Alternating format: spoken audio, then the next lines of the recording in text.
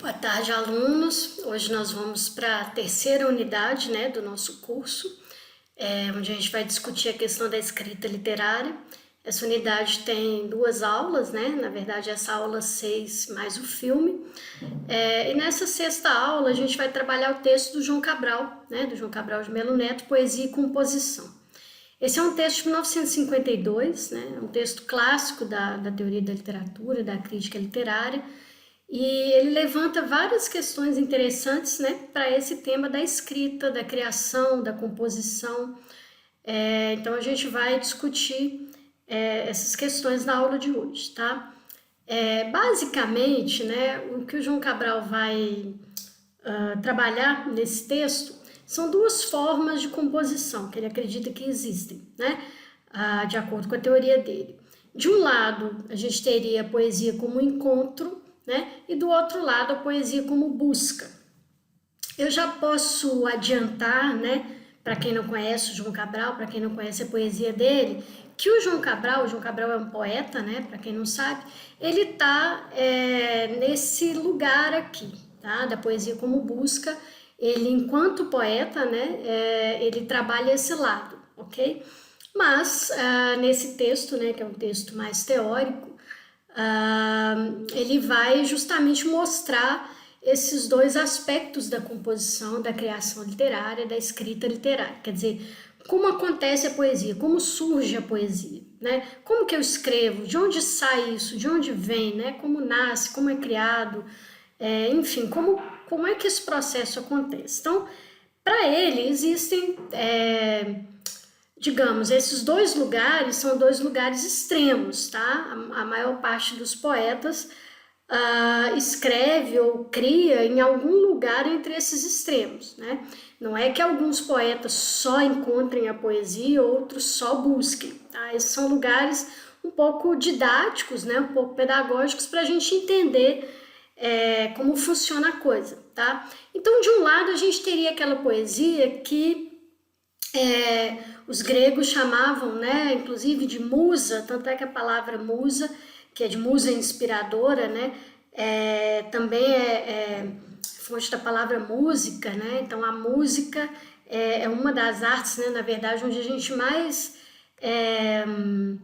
de certa forma, que a gente mais relaciona com a inspiração, com aquela coisa inefável que seria da criação. Então, os poetas gregos, os poetas clássicos, normalmente eles invocavam as musas, que seriam entidades, que os ajudariam, de certa forma, a criar. Então, as musas falariam através deles, Então, o poeta seria apenas um veículo dessas instâncias superiores. Nesse caso, e essa é uma visão clássica, uma das visões mais antigas e uma das visões mais comuns, tá, de criação. Normalmente as pessoas acreditam que o poeta simplesmente é uma espécie de tradutor de algo superior que estaria acima dele, e aquilo vem, aquela inspiração, aquela magia da poesia, da arte, ela vem através dele, quase que sai pelas mãos dele, Se ele for, por exemplo, um escritor, se ele for um escultor, se ele for um pintor, ou sai, por exemplo, também pelas mãos se ele for um músico, enfim, se ele for um dançarino, sai pelo corpo, Então, é como se a poesia encontrasse o poeta e fizesse dele, o seu veículo de transmissão. Então, nesse caso, como está dizendo aqui no primeiro quadro, o poema não é iniciativa do poeta, é uma iniciativa da própria poesia. Ela busca um canal de comunicação com o mundo humano, como se ela fosse uma deusa. Muitas culturas veem a poesia como uma deusa, ou uma entidade, inefável, uma entidade mística.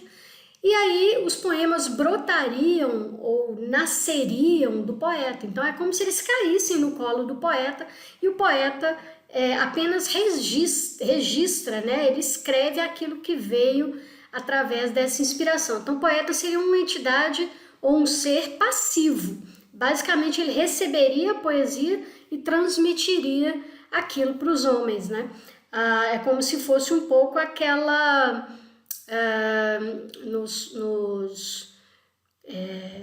em algumas religiões, né, eles, por exemplo, tem aquelas pessoas que são aquelas entidades que fazem uma conexão entre o Deus e os homens, né? Então, geralmente, quase todas as religiões têm esse ser, né? Ou geralmente acaba sendo um profeta, ou às vezes simplesmente um religioso, né? Que faz essa conexão. Ele serve de conexão entre o mundo superior, né? Das coisas superiores e o mundo dos homens, né?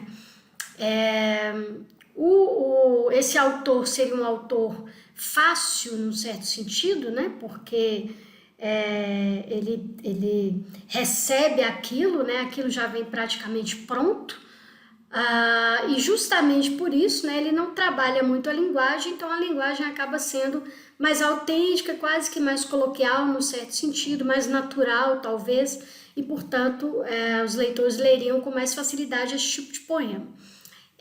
O poeta, né, esse tipo de poeta, para o João Cabral, né, só repetindo as ideias dele, esse tipo de poeta que acredita que a poesia é um encontro, que ele encontra a poesia, ele vê os trabalhos de composição como trabalhos inferiores, ou seja, os trabalhos do grupo oposto, que seriam esses aqui, né, que estão nesse segundo quadro. Então, ele acredita que o poeta superior, o verdadeiro poeta, é aquele que faz uma escrita quase que automática, né? Então, ele recebe a inspiração e ele escreve, como se fosse uma coisa mágica, como se fosse uma coisa divina, como se fosse uma coisa mística, uma coisa metafísica mesmo. Então, a inspiração seria da ordem do sublime, de algo que está muito além do homem, né? Mas que usa o homem para se comunicar com outros homens. Então é quase como se o poeta fosse uma espécie de rádio, né, ou de televisão, onde os seres superiores, né, transmitiriam ali as suas mensagens do além, digamos assim, né? Poeta seria quase que um prestidigitador, né? Então, do outro lado, né, no outro extremo, a gente teria aquele poeta que não encontra poesia, né? A poesia não cai no colo dele, a poesia, ele vai atrás dela, então ele é muito mais ativo, né? A poesia é a iniciativa do poeta. Então o poeta corre atrás desse poema, né? Não é uma inspiração que vem, cai no colo dele, ou que ele sonha com ela e escreve, né? Então, de acordo com João Cabral, esse é um autor cujos sucessos, né, cuja força vem de inúmeros fracassos, né? Então ele tenta e não consegue, ele tenta e não consegue, ele tenta de novo e não consegue, ele senta para escrever e não consegue, mas depois de muito tentar, de muito fracassar, de consertar, ajustar, trabalhar o poema, trabalhar o verso, limar, ajustar, depois de 1000 fracassos ele consegue algum sucesso. Então o poema não vem imediatamente, né? Ele não vem fácil, pelo contrário, ele vem muito difícil, e normalmente essa escrita, como ela é mais trabalhada, como ela é mais rebuscada, como ela é muito mais limada, né, ajustada pelo poeta, esse tipo de poeta ou esse tipo de poesia tende a ser visto pelos leitores como algo mais difícil, tá? Então esses autores teoricamente são mais difíceis, e da mesma forma que esses poetas, que são os poetas do encontro, né, ou da poesia como inspiração, né, que o João Cabral chama. Esses poetas da inspiração veem, né, os poetas da composição ou os poetas do trabalho de arte como inferiores.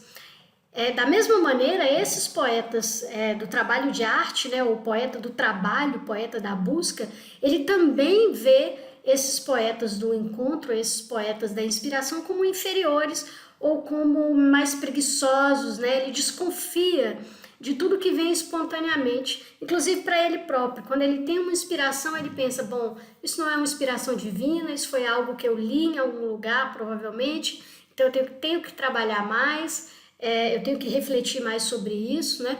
Então ele raramente coloca no papel a primeira coisa que vem, ou ele até coloca, mas depois ele trabalha bastante em cima disso que vem, né? Então, o trabalho intelectual, né? Tanto é que o João Cabral chama de trabalho de arte. É um trabalho mesmo, é um ofício, como o ofício, por exemplo, da costureira ou de um artesão, né, que demora muito para fazer o seu objeto, né? Então demora às vezes semanas para sair um poema. Então aqui desse lado eu tenho poemas que às vezes nascem num único dia ou em algumas horas, e desse lado eu tenho um poeta que trabalha em cima do poema, às vezes por meses, ou semanas, ou dias, né? Então esse trabalho intelectual, ele já se justificaria por si só, independente do poema, quer dizer, é o trabalho da poesia que é relevante, que é interessante, é o trabalho que é artístico, tá? Bom, as duas formas de composição, né, correspondem duas formas de crítica, pelo menos de acordo com o João Cabral. Então, de um lado, né, até mantive da mesma cor aqui, aquela poesia de inspiração, né, ou aquela poesia onde o poema vem e chega para o poeta, né, a esse tipo de poesia corresponderia uma crítica que também é livre, né, e não se submete a padrões de julgamento, né. Então, ela reconhece a individualidade do poeta e ela mesma também é bastante individualista, e ela se limita, né, de acordo com João Cabral, ao critério da sensibilidade, né? Então, o crítico sabe aquilo que o atinge, né, mas não sabe direito por quê. Então, ele gosta de alguma coisa, mas não sabe exatamente por quê. Então, essa acaba sendo uma crítica um pouco mais da sensibilidade, né? Então ela acaba tendo que renunciar ao julgamento porque ela não sabe exatamente que critérios ela usou, se é que ela usou algum critério para julgar aquela determinada obra, né? E portanto ela mesma também não se submete a padrões de julgamento maiores, né? Ou que estariam fora dela ou além dela. Então essa crítica, esse tipo de crítica corresponderia aí a uma arte também mais livre, mais solta, né, mais um pouco distante de regras comuns, né, a todos. Por outro lado, né, aquela poesia que é a poesia da busca, que é a poesia que, de certa forma, onde o poeta vai atrás do poema, né, a esse tipo de trabalho de arte corresponderia também uma crítica de trabalho de arte. Então, ela vai tentar, né, levantar padrões de julgamento, padrões que normalmente são universais, para julgar esse trabalho de arte, para verificar se esse trabalho de arte foi feito, né? Então dá para entender um pouco como é difícil para essa primeira crítica aqui funcionar, porque ela vai, a princípio ela estaria avaliando uma inspiração, algo inefável, algo místico que vem não se sabe de onde e que serve não se sabe para quê, né? Então ela estaria avaliando algo bastante sutil, né? Então ela não sabe exatamente nem como avaliar, sabe? Então é uma crítica cuja atividade é mais difícil, digamos assim. No caso do trabalho de arte, né, daquela poesia que é buscada, né, ela é buscada a partir de uma série de regras, a partir de uma série de soluções, né, que de certa forma a sociedade já estabeleceu que seriam poéticas. Então, seriam aquilo que o João Cabral chama de padrões universais de composição. E a esses padrões universais de composição, coloquei até universais entre aspas, né, porque esse universal, na verdade, é europeu, né, ou clássico, digamos assim. Mas a esse padrão universal de composição corresponderia um padrão universal também de julgamento. Então eu vou usar essas regras, né, que são, digamos, admitidas por toda a sociedade para, de alguma maneira, eu vou usar essas regras para criar e eu vou usar essas regras também para julgar aquilo que foi criado por outro poeta, né? Então, basicamente, a crítica, ela restringe o campo de atuação dela para esse tipo de crítica, né, que está em lilás aqui, ela vai restringir o seu campo de atuação para nada mais, nada menos do que uma verificação. Então, é uma crítica, o trabalho dessa primeira crítica é muito difícil, porque ela está abordando composições que a princípio vêm de uma inspiração muito sutil, metafísica, às vezes até mágica, digamos assim, quase que divina, né? Então, é uma criação divina, como que eu vou julgar algo que é divino, sabe? Então, tem um pouco esse caráter. Já essa crítica aqui, ela é mais fácil de ser feita, num certo sentido, porque eu tenho uma série de regras que o poeta seguiu e que eu vou verificar se ele seguiu ou não. Então, basicamente, a crítica é uma verificação. Então, ela verifica se o poema seguiu ou não seguiu as poéticas e retóricas que estão em circulação naquele momento histórico. Esse tipo de crítica, que ela é a típica crítica de períodos clássicos, né? Ou de períodos, digamos, onde há uma poética geralmente clássica ou de inspiração clássica. Então, classicista, ou que tem algum tipo de dívida, né, para com os períodos clássicos da história da arte e da literatura. Então, é claro que esses períodos são períodos muito normativos, onde há uma série de normas e de regras e de leis a serem seguidas. Então, se existem essas normas, o poeta, para ele criar, ele segue essas normas para criar, e o crítico também segue essas normas para avaliar se ele seguiu, se o poeta seguiu aquelas normas que são essenciais ou que naquele período histórico são imprescindíveis para a criação. Então, se o poeta cria sem essas normas, ele é simplesmente eliminado pela crítica, né? Ele é desconsiderado pela crítica. Então, a norma asseguraria, né, de acordo com João Cabral, a satisfação de uma dada necessidade daquela época, né, que normalmente é uma necessidade de comunicação, né? Então, essas épocas clássicas, elas são mais comunicativas, num certo sentido, ou a comunicação é o primeiro motor dessas épocas, né? Até porque também são essas épocas clássicas, né, onde as artes e a literatura, né, elas funcionam a partir das regras clássicas. Normalmente são períodos históricos em que se deseja um maior controle sobre a criação.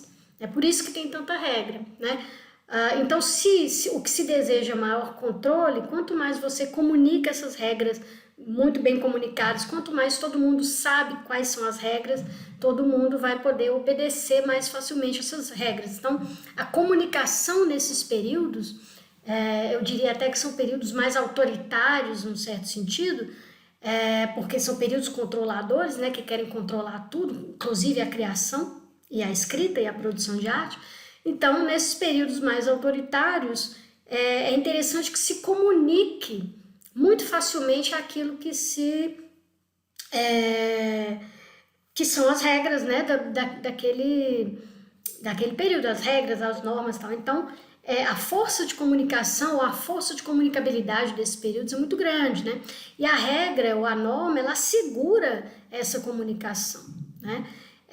Por isso é que nesses períodos que se entende que quando o poeta sai da regra, ele não está comunicando mais, porque ele não está usando aquelas regras de comunicação da sociedade, portanto, ninguém entende o que é aquilo, né? Como numa época clássica, por exemplo, um artista que não produzisse as formas reconhecidas, por exemplo, escrevesse um soneto, como o Paulo Henriques Brito hoje em dia, por exemplo, escreve um soneto, ele chama de soneto perneta, né? Então, faltando um verso em cada estrofe, se um poeta fizesse uma coisa dessas no período clássico, ele não comunicaria o que ele queria comunicar, porque as pessoas simplesmente não entenderiam, né? A obra perde a sua força de comunicação, porque as pessoas estão tão acostumadas com aquelas regras que tudo que sai da regra, elas simplesmente rejeitam. Ao mesmo tempo, é uma crítica que, de certa forma, é mais equilibrada, né, nos padrões do João Cabral, porque ela reduziria ou limitaria a psicologia pessoal do poeta. Então, eu não estou julgando um temperamento, né, se o poeta é mais ou menos louco, se ele é mais ou menos inspirado, se ele é mais ou menos conectado com o divino, com os astros, com as musas inspiradoras.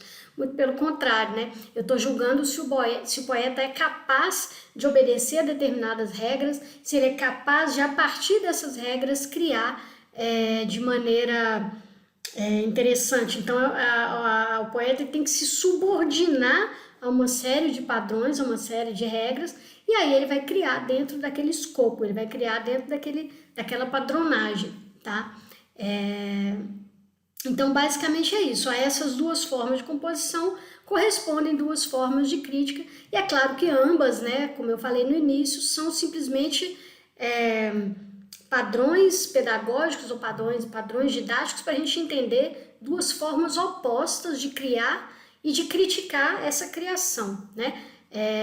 Mas a maioria tanto dos poemas quanto das críticas que existem, elas acabam estando em algum lugar entre esses dois extremos, tá? Que a gente vai ver daqui a pouco.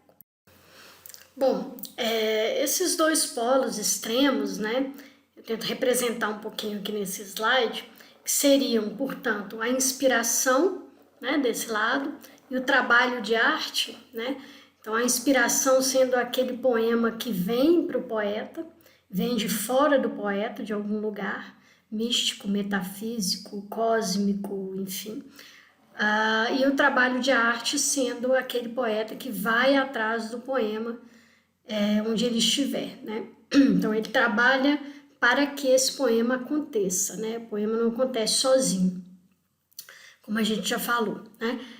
Então, essas duas formas de composição literária, né, de acordo com João Cabral, mesmo que elas sejam opostas, e mesmo que a maioria dos poetas esteja aqui no meio, né, alguns são mais inspirados e fazem pouco trabalho de arte, outros fazem muito trabalho de arte, mas isso não significa que eles não tenham um pouco de inspiração, né? E também esses opostos, eles se encontram no limite, né? Então, no fundo, né, essa oposição, como eu falei, acaba sendo mais didática, né? Mais para entender essas duas mobilizações que são um pouco opostas, mas no fundo, como diz o João Cabral, ambas dizem respeito a uma conquista do poeta. Mesmo que venha de fora, né, ele não deixa de trabalhar em cima dela. Fala também das experiências do poeta. Então, mesmo que o poeta trabalhe muito e corra atrás do poema, né, ele não deixa de falar alguma coisa que ele viveu, que ele experimentou.